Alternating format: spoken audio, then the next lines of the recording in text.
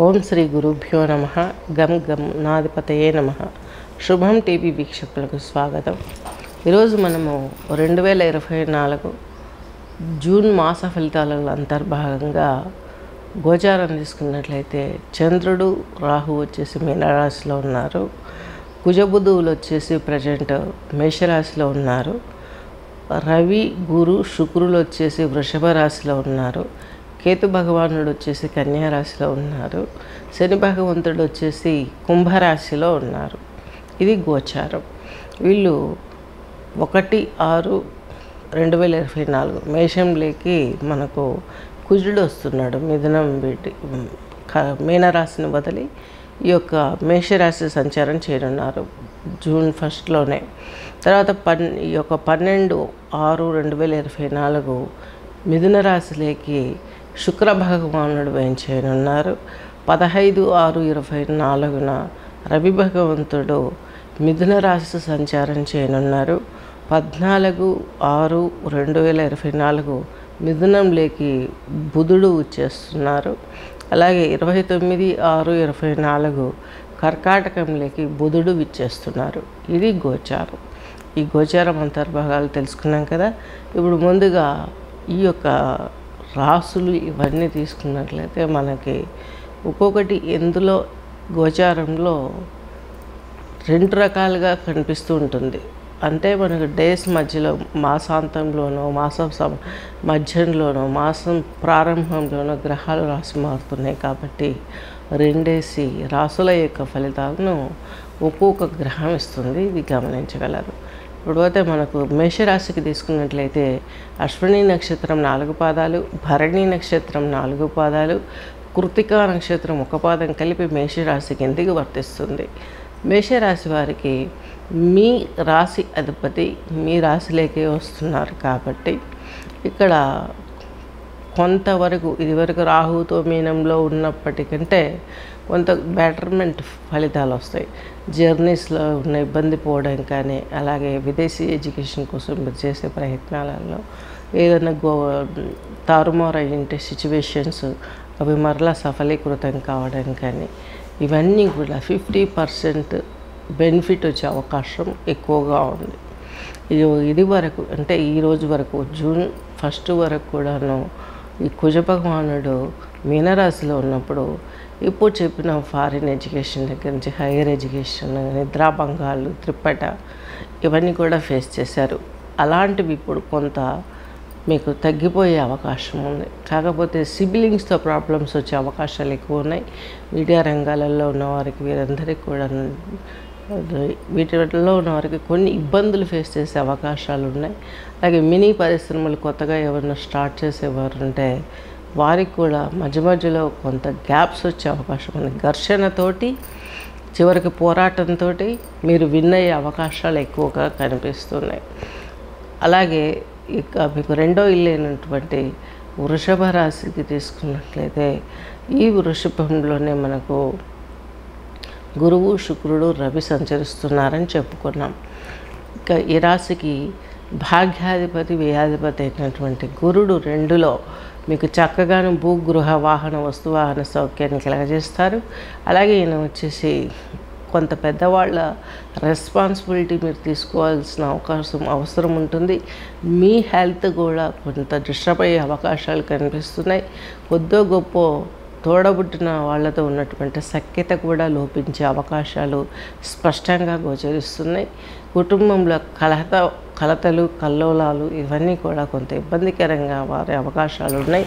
ఈ యొక్క వృషభ రాశిలో ఉన్నటువంటి ఈ యొక్క గురువుతోటి వచ్చే ప్రాబ్లమ్స్ కంటే శుక్రుడు కూడాను కొంత ప్రాబ్లమాటిక్గా ఉన్నటువంటి వాతావరణాన్ని ఇవ్వటానికి కారణం మెయిన్ గురువు. ఇద్దరు సమగురువులు ఒకే రాశిలో ఉండటం. పోరాటం చేసి మీకు చేస్తే ఈ ఫలితాలన్నీ పాజిటివ్గా వస్తాయి. దేవగురువు రాక్షస గురువు అయినటువంటి గురువులు ఇద్దరు కూడాను మీకు ఈ రాశిలో సంచరించడం అనేది గొప్పగా విశేషించి యోగించే కాలం అయితే కాదు.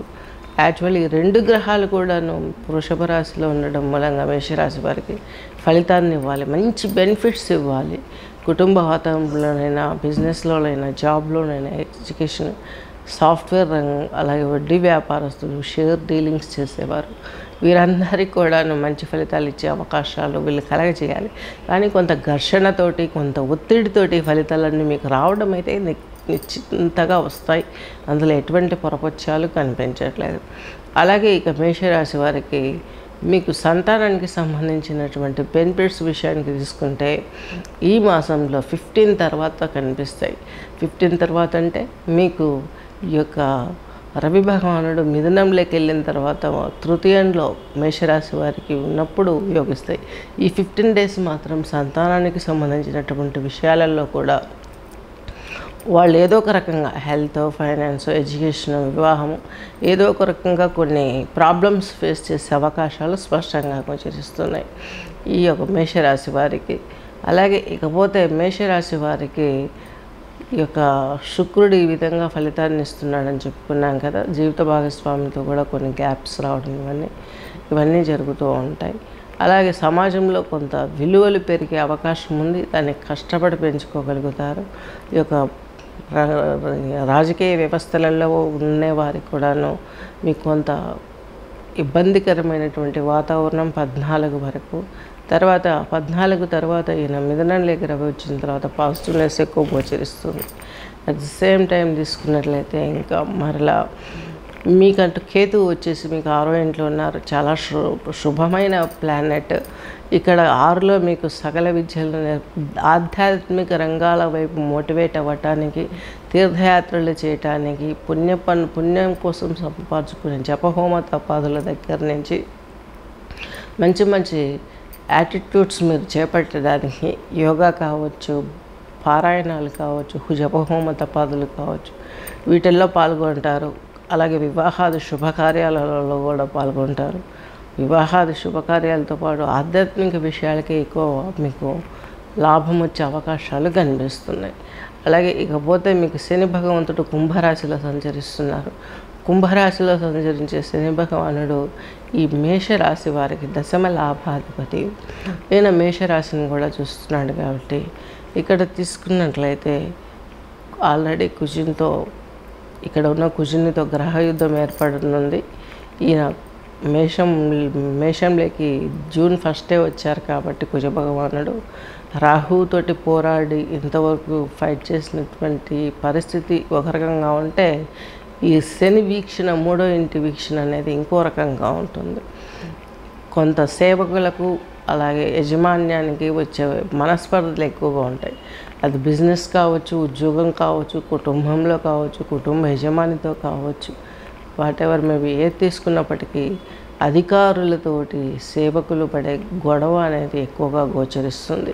అలాగే ఏదైనా హై ఎడ్యుకేషన్లో ఉన్న వారికి, స్పోర్ట్స్ రంగంలో ఉన్న వారికి, కళాకారులకు వీరందరికీ కూడాను కొంత ఇబ్బందితో కూడుకున్నటువంటి వాతావరణం అనేది కలగజేస్తుంది. కాబట్టి ఆచితూచి వ్యవహరించడం మేషరాశి వారు ఎంత ఉత్తమం. మీకు ప్రధానంగా పాజిటివ్నెస్ అన్నది కుజుడు మీ రాశి స్వక్షేత్రం లేక 1లో యోగించకపోయినా ఈయన రావటం అన్నది కొంత శుభప్రదం. రాహు పీడించే గ్రహం, రాక్షస గ్రహం, భూత ప్రేత అలాంటి ప్రయోగాలు ఎవరైనా మీ పైన చేయడం కానీ, అట్ ద సేమ్ టైం అలాంటి మీ జాతకంలో ఎన్నో రోజుల నుంచి ఉన్నటువంటి ఈ యొక్క పాపాల ఫలితంగా ఉన్నటువంటి ఏదైనా పీడలు తగులుకోవడం కానీ ఇవన్నీ ఫేస్ చేశారు. వాటి నుంచి బాగా బయటపడతారు. అనారోగ్యం అనేది కూడా తొలగిపోతుంది. ఆరోగ్యంగా కొంత పుంజుకోగలుగుతారు. 100% ఆరోగ్యం రావాలి అంటే కుజుడు ఇంకా 2-3 స్టెప్స్ అంటే మిథునంలోకి వచ్చే వరకు కూడా మీకు కొంత ఇబ్బందిగా ఉంటుంది. పర్వాలేదు, ఆల్మోస్ట్ ఆల్ మంచి ఫలితాలు వస్తున్నాయి కాబట్టి ఏమి ఇబ్బంది పడాల్సిన అవసరం ఏది అనిపించట్లేదు. ఇకపోతే తీసుకున్నట్లయితే ఈ యొక్క అశ్విని నక్షత్రం వారికి తీసుకున్నట్లయితే దశమహావిద్యలలో ధూమావతి అనే అమ్మవారిని సర్వ శక్తులను ధూమావతి అమ్మవారిని ఆమె శ్లోకం వినండి ఎవరైనా సరే. ఏదైనా ఆమెకు తీసుకోము అని చెప్పడమే సంకల్పం. ప్రతిసారి ఇది తీసుకో అది తీసుకున్నందు నాకు ఇవ్వు అనకూడదు. దుర్గావతి అమ్మవారి స్తోత్రాన్ని చక్కగా ఇయర్ ఫోన్స్ పెట్టుకొని డే టైం వినండి. నైట్ టైమ్స్ ఈ శక్తులు దశమహావిద్యలు విశేషించి మనకు నైట్ టైమ్స్ ఎక్కువ ఎఫెక్ట్ ఇస్తాయి. అదంతా మళ్ళీ 12 తర్వాత చేసే పూజలు ఇంకో రకంగా ఉంటాయి.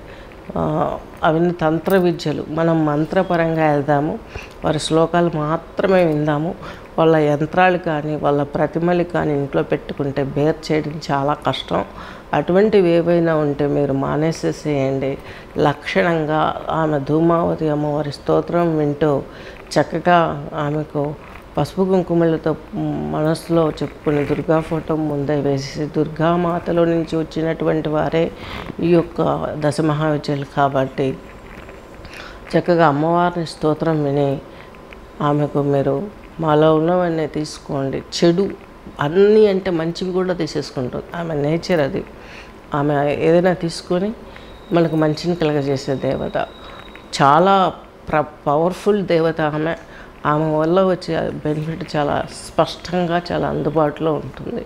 అలాగే ఇంకా సుబ్రహ్మణ్య స్వామి స్తోత్రం పఠించటం అది కామన్. ఇంకా మీకు ఈ యొక్క మేషరాశి వారికి తప్పనిసరిగా సుబ్రహ్మణ్య స్వామి స్తోత్రం చేస్తే కుజుడు వల్ల వచ్చే ఉపద్రవాలు, అంటే కుజుడు 1వ రాశిలో పెద్ద గోప్యంగా ఇవ్వడు గోచారంలో, కాకపోతే రాహుతో పీడించినటువంటి దానికంటే కొంత బెటర్ఫుల్ కాబట్టి చెప్పుకున్నాము. దాన్ని ఇంకా మంచిగా రావాలంటే సుబ్రహ్మణ్య ఆరాధన చేసుకోక తప్పదు. గమనించగలరు. శోభం.